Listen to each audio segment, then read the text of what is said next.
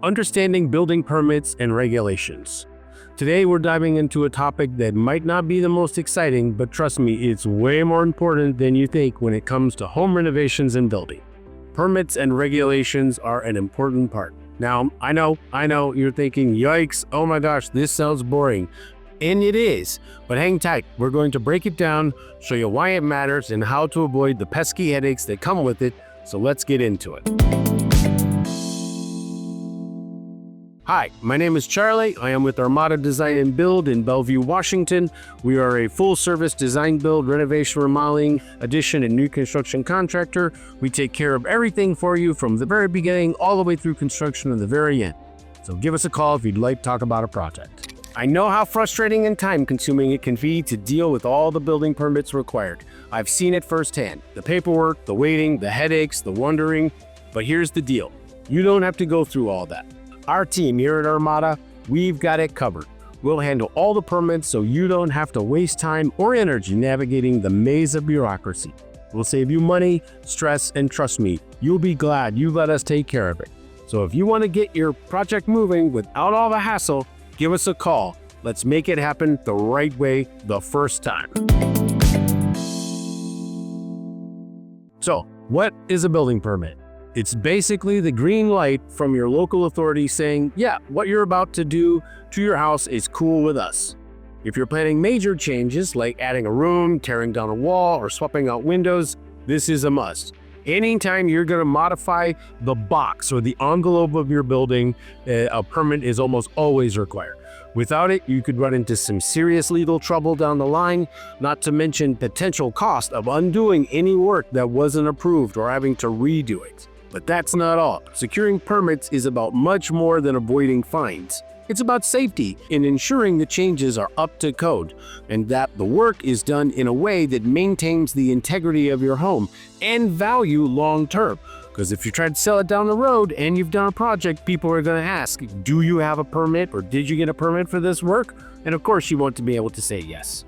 Some of the different types of permits that you're going to deal with. There are a number of them that are required to go through a renovation or a construction project. The major one is the building permit itself. This is the permit to do the work or the changes or modifications to the structure. If you're expanding the house, if you're moving walls, or making significant or even minor changes to the building envelope itself, then a building permit is required, whether it's a whole house or even a minor remodel, but you're taking out one wall kind of thing, or changing the size of a window or a door. Building permits are required. At least in our area here in the Pacific Northwest, in the Seattle area, they're very, very particular about permits, and they can be somewhat difficult to obtain on occasion. After your building permit, you need specialty permits. Again, this is what we need here in the Seattle area that we have to get from all the different municipalities that we work in. And a specialty permit would be something like an electrical permit or a plumbing permit, a septic permit if you're working on a septic system and you don't have sewer line available, which there's a lot of that here for us.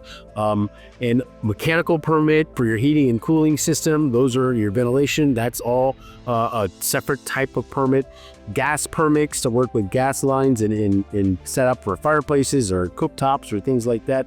Those are all separate specialty permits. You may need on occasion a demolition permit if you're going to tear something down. That would be another specialty permit that you might have to have depending on your municipality, location, and the type of project that you're doing. No matter how handy you are, these permits must be pulled by licensed professionals who are qualified to do the work. You are not able to go get yourself an electrical permit without being a licensed electrical contractor in your area. These permits must be pulled by the licensed professionals, licensed electrician, licensed plumber, licensed mechanical contractor. So there's no DIYing here. You have to have someone that's licensed to do those. You could do your own flooring, but you can't do your own electrical. Where and how to get one? Now, where do you get these permits? Almost always, you have to get them from the local government entity that is responsible for your area. If you live within the city limits, like the city of Bellevue, where we are, if you lived in the city of Bellevue, you would get a permit from the city of Bellevue. If you lived in the city of Seattle, you would get a permit from the city of Seattle Building Department. If you don't live within the city limits, then typically that's referred to as an unincorporated part of the county, and you would have to get the permit from the county itself. Me, for example, I have a mailing address in this little town outside of Seattle called Woodinville, but I don't live within the city limits of Woodinville. So if I'm pulling a permit at my house, I would get it from King County, not the city of Woodinville. So you just have to know who is your municipality and where you're supposed to get your permit from. This is just one example of how local regulations can vary, so it's crucial to know the specific requirements for your area. Okay, now that you've figured out you need a permit, what kind of permits, where to get them, now the big question is, how long does it take to get a permit? The timing of a permit. The permit process can take sometimes a significant amount of time, a year or more, 15, 16 months, or it could be very, very fast, a couple of days, depending on where you live, what type of project you're doing, what type of permit that's required for that type of project. In some areas like King County, the greater Seattle area, getting approval for a permit can take anywhere from 3 to 6 months. But if you're building near a protected area like a lake or wetland or a stream, 9, 10 months, even a year. If you have waterfront, if you're on the shoreline, can take even longer because of all the regulatory impact statements and the research that has to be done and the specialists that you have to bring in. Are there fish and salmon and birds and all kinds of things that have to be studied to understand what the impact on those environments might be before the permit is issued. This is why it's essential to plan ahead and understand what permits you will need, and then the time that will take to secure those permits, as waiting on those can really hold up the entire project because you can't start building without a permit. Ways to speed up the process. Sometimes there are, sometimes there aren't, and you just gotta go with it. If waiting 6 months sounds like a nightmare, and trust me, it really can be, there are sometimes really no ways to speed it up. Hiring an expediter, someone who specializes in just getting a permit, can make a big difference.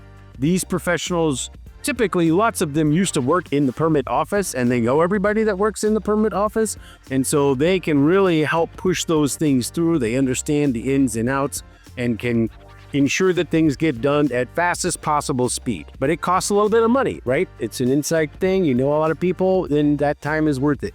So $1,500, a couple $1,000 around here, just to expedite the permit, not to permit fees or anything like that, just getting the permit. If you're working with slow-moving bureaucracy, it's just part of the process. Why it's better to have professionals like Armada handle permits and process. So this is a complicated, significant bureaucracy, this entire permit process, and this is not something that most people want to dive into and figure out along the way. This stuff can take way more time than you realize. Sometimes in some counties like King County, it can take months to get those permits approved. And if you're unlucky enough to live by, lucky enough but unlucky enough to live by water, environmentally sensitive area, it's months and months and months to get these things, to get the approvals. This is where working with an experienced builder and project manager really, really pays off. The team at Armada Design Build, we've been through this process countless times. We understand how to navigate the local regulations, get the right permits, handle the paperwork quickly so that you don't have to. When you work with Armada, we take care of everything, including managing permit acquisition, ensuring all the required inspections are scheduled and passed, which can save you a lot of time, money, and stress. Why choosing the right builder matters. It's not just about hiring someone who can build your house, it's about hiring a team that understands the local regulations and has the experience to deal with the permit process. That's why you should choose a builder who can handle it all for you, from the beginning of your project to the very end. When you work with Armada, we handle everything from pulling your building permits to coordinating specialty permits, electrical, plumbing, gas. We bring the right specialist as needed. The building designer for your design changes, ensuring the project is up to code. Structural engineer for any of those significant changes that you might be making. Structural integrity, load-bearing walls, foundation. Mechanical engineers, if needed, for issues related to HVAC systems and other mechanical elements of your home. civil engineer, one of those has to get involved. For site work, drainage, grading, retaining walls, all complicated stuff that we deal with a lot here in the Pacific Northwest. Septic system designer, if your property has a septic system and you're not tied into a sewer, which we have a good bit of that here in our area, so we're very familiar with septic and a professional to design that according to the very stringent health regulations. Surveyor, to make sure that everything is laid out correctly and that there are no surprises regarding the property boundaries or where your house is on the property. A lot of building departments, municipalities will require that we submit a survey with the building permit application just so that they know where it is your house is relative to the property lines. And so you have to have that before you go in. A geotech engineer, geotechnical engineer, this is all about soil. If you have a slope or water nearby, unstable, you need a detailed analysis to understand what is the condition or the matrix and makeup of the soil where we're trying to build when we get into slope conditions. And then the structural engineer can work with the geotech engineer to design a solution that will be stable given that existing soil condition. So geotechs can be very important. Arborist.